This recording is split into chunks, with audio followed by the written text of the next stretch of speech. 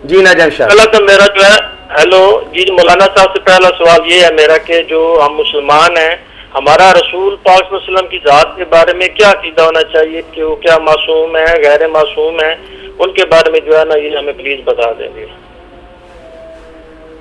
یعنی ایک مسلمان کا اپنے پیغمبر صلی اللہ علیہ وسلم کے متعلق نظریہ جو ہے اور ایمان کس نوعیت کا ہونا چاہیے اس کی ذرا وضاحت چاہ رہے ہیں بھائی. ناجم صاحب بہت اچھی بات آپ نے دریافت کی ہے. اس بارے میں ہمیں جذباتی ہونے کی بجائے حقائق کو تسلیم کرنا چاہیے. جو کچھ قرآن مجید میں بیان ہوا رسول کریم علیہ السلام کی حدیث میں ہم اپنی طرف سے ایک بات بنا رہے نا کہ یہ ہے یہ تو پھر اس کے خلاف بات سنیں تو ناراض ہوتے ہیں. ایسی بات نہیں. قرآن مجید میں ایک تو آپ دیکھتے ہیں کہ یہ معصوم کا لفظ نہیں آیا نہ قرآن میں نہ رسول کریم علیہ السلام نے ان معنوں میں استعمال کیا. یہ ہم نے علماء نے یہ تجویز کیا کہ معصوم ہوتے ہیں انبیاء علیہ السلام یا عصمت انبیاء. یہ قرآن و حدیث کے الفاظ نہیں ہیں. اب یہ بات کیا قرآن کیا کہتا ہے قرآن سے یہ پتہ چلتا ہے اور عقل کی بھی بات ہے کہ وحی کی تبلیغ یعنی اللہ کا کلام جو کچھ اللہ کے رسول پر نازل ہوتا ہے اور وہ امت تک پہنچاتا ہے اس میں اللہ کی حفاظت اس کے ساتھ ہوتی ہے. اس میں ایک ذرے کی کمی بیشی نہیں ہو سکتی. نہ شیاطین اس میں دخل دے سکتے ہیں نہ رسول اس میں کمی بیشی کر سکتا ہے. اتنا پیرا اور نگرانی ہوتی ہے سورہ جن میں فرشتے آگے پیچھے گارڈ دیں کہ وہ کلام لوگوں تک صحیح پہنچے. اس حد تک تو معصوم ہونا یا اللہ کی طرف سے حفاظت ثابت ہے. دوسری بات ہے کہ جب وہ اس پر عمل کرتے ہیں اس میں بھی یہ بات ہے کہ اپنی لائی ہوئی شریعت کی مخالفت وہ جان بوجھ کر نہیں کرتے. جیسے ہم کبیرہ گناہ کرتے ہیں نفسانی خواہشات سے نہیں. پیغمبر میں اتنا تقویٰ ہوتا ہے اللہ تعالیٰ پر اتنا ایمان اور یقین ہوتا ہے کہ وہ کبائر کا مرتکب نہیں ہوتا. کبیرہ گناہ جان بوجھ کر نہیں کرتا. اب ایک بات ہے جس کو سارے مانتے ہیں لفظ اس کے لیے شاہ صاحب جو جی چاہے کو بیان کرے. کوئی کہتا ہے یہ خلاف اولا ہے کوئی کہتا ہے یہ ذلت ہے لغزش ہے کوئی کچھ کہتا ہے. بات سب مانتے ہیں کہ کچھ کام ایسے اللہ کے نبیوں سے ہوتے ہیں جس پر اللہ تعالیٰ ٹوک دیتا ہے کہ یہ نہیں ہونا چاہیے. اب قرآن مجید میں دیکھتے ہیں کہ رسول کریم علیہ السلام نے کوئی چیز اپنے پر حرام کر دی. اللہ کہہ رہا یا نبی علما تحرم ما احل اللہ علیہ. اے نبی تو نے کیوں حرام کی چیز جو اللہ نے حلال کی ہے. اسی طرح سورہ توبہ میں کہتا ہے اف اللہ عنک لما ذنترم. اللہ نے تجھے معاف کیا تو نے ان منافقوں کو کیوں اجازت دی. اجازت نہیں دینی تھی تاکہ ننگے ہو جاتے. جانا تو انہوں نے پھر بھی نہیں تھا بہانہ بنا لیا کہ آپ نے اجازت دی ہے. تو ایسے واقعات دین میں ہیں. اور نماز کی حالت میں بھی شیعہ سنی اور سارے مسلمانوں کی کتابوں میں ہے کہ رسول کریم علیہ السلام کو سہو اور نسیان ہو گیا. آپ کو نہ رکھنے بھول گئی. بعد میں لوگوں نے بتائیں حضور نے ان کو پورا کیا سجدہ صاحب کیا. یہ شیعہ کی بھی اصول اربعہ کی کتابوں میں صحیح سندوں سے ہیں سنیوں کی بھی ہے. اب اپنی طرف سے جب لوگوں نے کہا کہ نہیں نبی جو ہے اس کو سہو اور نسیان نہیں ہوتا تو اس پر سب سے پہلے شیخ صدوق رحمۃ اللہ علیہ نے یہ کہا کہ یار تم نے غروب کا آغاز کر دیا. نبی کو نبی نے اب خدا بنانے لگے کو وہ نہیں بھول جاتے ہیں. اب بات پتہ چل گیا کہ دین پہنچانے میں غلطی نہیں کرتے دین پر عمل کرنے میں جان بوجھ کر خدا کے حکم کی نافرمانی نہیں کرتے. مگر کئی ایسی چھوٹی موٹی باتیں ہوتی ہیں جن میں وہ سمجھتے میں ٹھیک کر رہا ہوں مگر اللہ تعالیٰ ٹوک دیتا ہے کہ نہیں آپ کی رائے درست نہیں. اس کو علماء خلاف اور اولا کہتے ہیں. شیعہ علماء سنی بھی ایسے کہتے ہیں کہ وہ بہتر نہیں کام ہوا. بات آپ ادب سے جیسے جیتا کریں بات ایسی ہوتی کہ اللہ تعالیٰ کہتا ہے کہ یہ نہیں ٹھیک نہیں ہے. اب اس بارے میں آپ جو کہنا چاہتے ہیں شاہ صاحب فرمائیں پتا چلے. ہاں جی میں یہ بات علامہ صاحب آپ سے پوچھنا چاہتا ہوں کہ اگر نبیوں سے غلطیاں ہونی شروع ہو جائیں تو پھر ہم تو جو ہے نا وہ تو مسئلہ ہی اور جاتا ہے ہمارے بارے میں جو ہے نا. نہیں شاہ صاحب اس سے کچھ نہیں بگڑتا بھی کر لیں بات ہے. اس سے کیا نقصان ہوگا. خرابی تو تب ہوتی کہ جو دین ہم تک اللہ کے رسول نے پہنچایا اس میں خلل ہو جاتا کوئی کمی بیشی ہو جاتی اللہ کا دین تباہ ہو جاتا. یا اس سے خرابی لازم آتی کہ پیغمبر جان بوجھ کے نفسانی خواہشات کی خاطر حکم توڑتے تو ہم بہانہ بنا لیتے کہ جو وہی لے کر آیا جب وہی عمل نہیں کرتا تو ہم کیا کریں. یہ تو دونوں چیزیں میں نے واضح کر دی کہ ایسا نہیں ہوتا جان بوجھ کر مگر یہ نا. اب شاہ صاحب آپ دیکھ رہے ہیں کہ سہو و نسیان تو قرآن و سنت میں بڑا ہوا کہ آدم علیہ السلام فنا سے گیا اللہ نے حکم دیا بھول گئے کھا لیا. اللہ ٹوکتا کہ نافرمانی کی ہے تم نے اسا آدم ربہ فغوا. تو اس سے ہمیں کیا نقصان ہوتا. ہم نے اس کی غلطی کو دہرانا ہے. ہمیں بتایا جاتا ہے کہ دیکھو اس نے غلط کیا تو میں نے ان کو نہیں معاف کیا تم کون ہو. یہ تو دین میں ایک عمدہ مثال قائم ہو جاتی ہے کہ چھوٹی موٹی باتیں جو ان کی شان کے لحاظ سے غلطی شمار ہوئی ہمارے لیے شاید وہ جائز ہی ہوتی، اللہ اس پر بھی ٹوک دیتا کہ تمہارے بلند مرتبے کے لائق نہیں، مقربانہ بیشتر بہت حیرانی، جتنے وہ اللہ کے زیادہ پیارے ہوتے ہیں اتنی ان کی پکڑ زیادہ ہوتی، حسنات ابرار سیئات المقربین، عام لوگوں کی نیکیاں مقربین کے گناہ شمار ہوتے ہیں۔ وکیل عدالت میں اگر تھوڑی سی اگر اس کی بات کرے توہین عدالت اس پر لگ جاتی ہے۔ ہم دیہاتی لوگ جو جی کیا کرے وہ کہتے ہیں ہم گنوار ہیں یار، جو جی کیا کرتے دیکھیں تو آپ کے قرآن میں اور حدیث پاک میں ایسا ہے کہ نہیں کہ اللہ نے ٹوکا کہ تو نے یہ کام کیوں کیا؟ اگر وہ ٹھیک تھا تو اللہ نے کیوں ٹوکا؟ قرآن کو دیکھنا شاہ صاحب اپنی طرف سے تو ہم نے عقیدے نہیں کرنے، اور یہ غلطی کرنے سے بھی ہمیں بہت اسوہ ملا کہ نماز میں آپ کو بھول لگی تو اسی سے دین میں یہ چیپٹر مکمل ہوا کہ اگر بھول جائیں تو کیا کریں، سجدہ صاحب کی سنت قائم ہوئی، اس سے نقصان ہی ہوا۔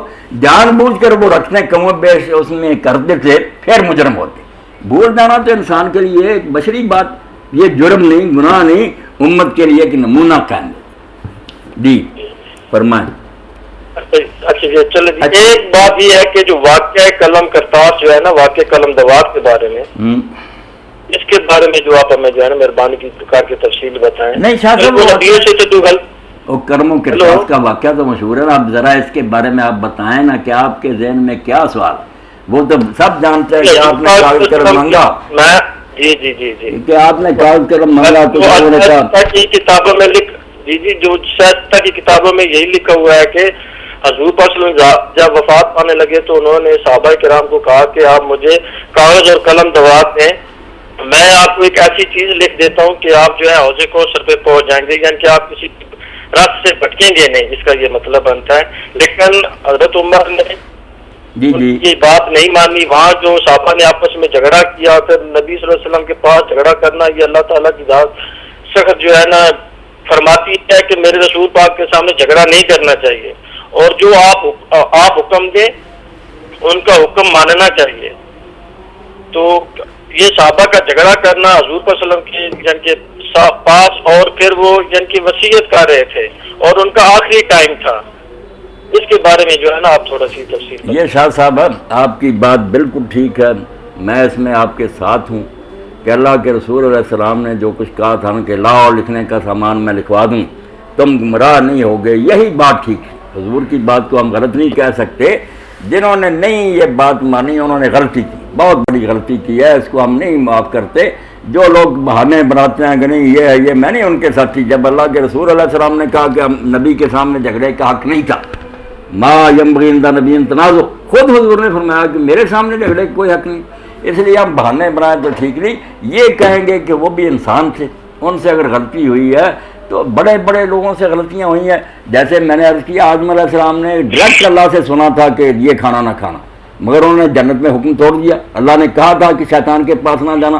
تو جب اتنے بڑے لوگوں سے غلطی ہو سکتی ہے تو حضرت عمر ان کے ساتھیوں باقی جو الفاظ آپ کہتے ہیں نا کہ حضرت عمر نے کہا کہ حضور تو ہذیان کر رہے ہیں، یہ شاہ صاحب کوئی نہیں دکھا سکتا، یہ لوگوں نے جھوٹی بات بنائی ہے، صحاح ستہ میں یہ بات نہیں، کچھ لوگوں نے یہ کہا کہ کیا حضور ہذیان کر رہے ہیں۔ وہ علماء کی بات ٹھیک ہے کہ وہ گروہ تھا جو کہتا تھا لکھوانا چاہیے، انہوں نے کہا حضور کی بھائی یار ہذیان ہے کیوں نہیں مانتے، وہ بھی نہیں کہتے کہ ہذیان ہے، وہ ٹوک رہا ہے کہ آپ لوگ کیوں مخالفت کرتے ہیں، حضور کوئی بری بات کہہ رہے ہیں، حاجرہ کیا حضور ہذیان کر رہے ہیں، یہ استفہام انکاری ہے، اس لیے کسی نے ہذیان نہیں کہا۔ باقی جنہوں نے رکاوٹ ڈالی ان کی غلطی، انہوں نے شاید اس لیے آتے کہ حضور کو تکلیف ہے یار دین تو آپ نے پہنچا دیا، کسی نے نزیت سے کیا وہ ان کا معاملہ، مگر جو علماء حق ہیں جیسے ابن حزم وہ صاف کہتے ہیں کہ حضرت عمر رضی اللہ عنہ نے بہت بڑی غلطی کی، گناہ کیا، انہیں کیا حق تھا حضور کی بات کو رد کرنے کا۔ میں صاف کہہ رہا ہوں اتنی دنیا کے سامنے کہ انہیں کہنا کہ کوئی حق نہیں تھا، پیغمبر سچا تھا یا حضرت عمر سے، مگر جو باتیں بڑھا لی گئی ہیں نا کہ انہوں نے ہذیان کا کہا، یہ ایسا نہیں کہنا چاہیے، جس بات کا ثبوت نہیں ہمیں کوئی حق نہیں۔ یہ جو جھگڑے ہیں نا یہ بات غلط ہے، باقی وہ جھگڑے کس نیت سے ہیں، صلح حدیبیہ میں بھی جھگڑے تھے مگر دینی غیرت کی وجہ سے کہ ہم اس وقت طاقت میں ہیں، اتنے ہیں، خدا کا گھر ان کی ملکیت ہے، یہ روک رہے کیوں آپ یا رسول اللہ سچے ہوتے ہوئے ان شرطوں پر صلح کر رہے ہیں، تو وہ بے ایمانی کی نیت نہیں، اچھی نیت ہے۔ اسی طرح اگر انہوں نے سمجھا کہ رسول کریم علیہ السلام غلب الوجہ، آپ کو بڑی تکلیف ہے اس وقت یار پریشان کیا کرنا، دین کی کوئی بات رہ گئی ہے، تو چلو ان کی یہ غلطی کہیں، بالکل غلطی کہیں، کوئی اس کی صفائی نہ دے، بات وہی درست تھی جو حضور کہہ رہے تھے، لکھوا لو۔ اور اسی لیے ابن عباس رضی اللہ عنہ روتے تھے کہ اس سے بڑی کیا مصیبت آئے گی کہ اللہ کے رسول نے لکھنا چاہا، لوگوں نے شور و غل کر دیا۔ میں شاہ صاحب حقیقت نہیں چھپاتا، جو صحیح بات کہتا ہوں کہ لوگوں کو مخالفت نہیں کرنی چاہیے، جو اللہ کے پیغمبر کہہ رہے تھے ماننا چاہیے۔ اب ان کا کیا حال ہوگا یا ان کی نیت جو کیا تھی وہ اللہ جانتا۔ اصل میں علامہ صاحب بات یہ ہے نا کہ اس جو اگر وہ اپنی وصیت حضور پاک صلی اللہ علیہ وسلم لکھ دیتے تو ہم جو ہے نا یہ مسلمان جتنے فرقوں میں بٹے ہوئے ہیں اس کے بارے میں جو ہے نا ہم واضح آپ سے سوال چاہتے ہیں کہ ایک دیکھیں جو شخص حضرت عمر کی وجہ سے اس کے بارے میں شاہ صاحب یہ بھی بات لکھنا چاہتے تھے، یہ بھی شاہ صاحب آپ کو ماننا چاہیے نا کہ اگر ہم ان حدیثوں پر اعتبار کریں تو پھر پوری بات ماننی چاہیے نا۔ اس میں آتا ہے کہ ہم حضور کیا لکھنا چاہتے تھے، اسی بخاری میں مسلم میں ہے کہ آپ نے فرمایا بلاؤ ابو بکر کو تاکہ میں اس کے لیے خلافت کا لکھ دوں، بعد میں کوئی تمنا کرنے والا تمنا نہ کرے اور جھگڑا کرنے والے جھگڑا نہ کرے۔ ماننا تو پورا مانے پھر کہ حضور نے اپنا ارادہ ظاہر کر دیا، اور اسی کو ابن حزم کہتے ہیں کہ یہ مل گیا تو یار میری جان بچ گئی، ورنہ میں مرنے کے قریب تھا کہ حضور کا ارادہ دل میں رہ گیا۔ وہ کہتے ہیں دوسری حدیث نے کلیئر کر دیا کہ میں چاہتا ہوں ابو بکر کے بارے میں لکھ لوں تاکہ جھگڑا نہ۔ یہ اسی کتابوں میں ہے۔ اگر ماننا تو سارا مانے کہ اس کے لیے لکھنا چاہتے، اس سے ابن تیمیہ بھی مانتے، میں بھی کہتا ہوں سفیان کہ لکھنی خلافت کی بات ہی، اس میں جھگڑا کرنے کی بات نہیں، مسئلے سارے ہو گئے تھے۔ مگر وہ آپ حضرات کا خیال ہے حضرت علی رضی اللہ عنہ کے بارے میں لکھنا تھا، سنی حضرات کی حدیثوں میں، علماء کی بات نہیں، حدیثوں میں ہے کہ آپ نے کہا بلاؤ ابو بکر کے لیے لکھ لوں۔ اس لیے میں کہوں گا کہ اگر تو اس واقعہ کو ماننا ہے کہ آپ لکھوانا چاہتے تھے تو پھر وہ تو وہاں بتایا ہوا کہ ابو بکر کی خلاف لکھوانا۔ اب شاہ صاحب کیا کریں، بات مانی تو پوری مانے نہیں تو چھوڑے۔ جی اصل میں دیکھیں نا، آپ پہلے تشریح کی کتابیں پڑھیں نا، ہم تو چلو شاہ ستہ کی جو کتابیں وہ تو اہل سنت جماعت کی ہیں نا۔ اگر آپ نہج البلاغہ پڑھیں، نہج الاسرار پڑھیں، مذہب اہل بیت پڑھیں تو پھر اس میں تو وہ جو ہے نا مولا علیہ السلام کے فرمان ہے کہ وہ جو ہے نا میرے حق پہ جو ہے نا قبضہ ہوا ہے۔ پھر ہم کیا مولا علیہ السلام کو ان کو جھوٹا کہیں یا کس کو جھوٹا کہیں؟ نہ معاذ اللہ، ہم نہیں جھوٹا کہیں۔ آپ نے ذکر کیا نا کہہ رہے تشیعوں کی کتابیں پڑھیں، میں یہاں جب بیٹھتا ہوں اسی لیے ساری دنیا کو کہتا ہوں کہ میں نے سب کا پڑھا اور میں سب کا احترام کرتا ہوں۔ میں ان لوگوں میں نہیں کہ سنیوں کی کتابیں موت بنا شیعوں کی نہیں، یہ کرتے رہیں جو جھگڑے کرتے۔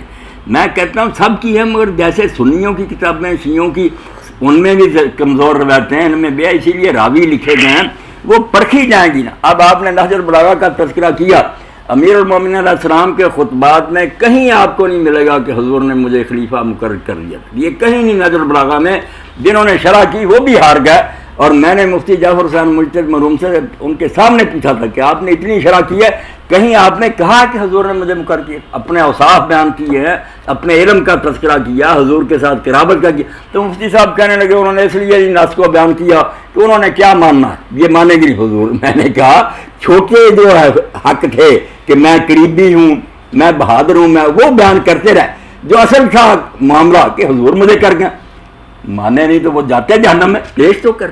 اس لیے نہج البلاغہ میں اگر شاہ صاحب آپ کو کہیں ملے نا کہ امیر المومنین نے اپنا یہ حق بتایا ہو کہ مجھے حضور نے مقرر کیا تھا، تو بڑی خوشی سے آپ اگلی نشست میں وہ بیان کر لیں، دیکھیں گے ہم۔ کوئی نہیں، اصل میں آپ حضرات کو یہ پتہ ہونا چاہیے کہ جیسے سنیوں میں بہت لوگوں نے باتیں گھڑی ہیں۔ ایک کتاب ہے جس نے شیعہ مذہب کو برباد کر دیا، صاف کہتا ہوں، وہ سلیم ابن قیس الہلالی کی کتاب ہے، جس کو کہتے ہیں کہ وہ حضرت علی کا صحابی تھا۔